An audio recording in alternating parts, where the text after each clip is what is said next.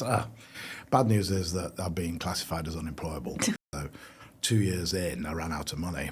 And my wife said, I need to go and get a proper job. And she was right. She was right. She was one that encouraged me to set up the mail order company, web company in the first place. But she was right. I didn't need to get a job. So. And do you think, and then that's when you kind of amended it a little bit at that point?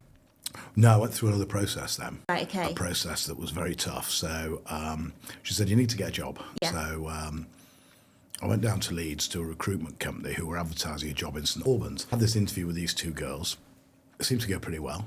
And they stepped out of the room and then 5 minutes later come back in and they said, we're not putting you forward for that job, Miss Brown. I said, oh, right. And I presumed they'd have something a bit higher up the food chain or nearer Leeds or, you know, a bit more senior than what I was applying for. I said, oh, you must have something a bit better for me. And they said, no, we've classified you as unemployable. So it was difficult times. I was skint. I'd given 2 years of my life with no earnings or anything to this business and then I was told I was unemployable. So very strange thing happened, shall I tell you? Very strange thing happened. I want to know, was it called Joe Brown's then? Oh, it outset. was. Yes, Yeah. In fact, I should have bought one of the very first catalogues in. It's easy to see why it didn't work out.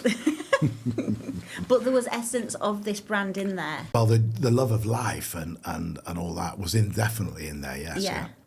So I went outside when I was told I was unemployable. I had a cigarette, had a coffee, had another cigarette, coffee, and this amazing feeling came over me, and I've only ever had it that one time, but it was slightly euphoric. And I thought, you know, I'm probably as low as I can get now, and everything from here is up. And I really think this business can work out. So I felt marvellous. Went home. I could see my wife's little face when I went at the back door. She said, how do you get on? How do you get on, darling? And I said, I've got good news and bad news. And you know, partners always want the bad news first. Whereas I don't. I always want the good news first. Good news and bad news. Oh, what's the bad news? I said, bad news is that I've been classified as unemployable. And she looked at me and I can remember her little face. God, she was so full of pity. And she said, well, what? That's so cool. Oh, it was awful. I felt so sorry for her.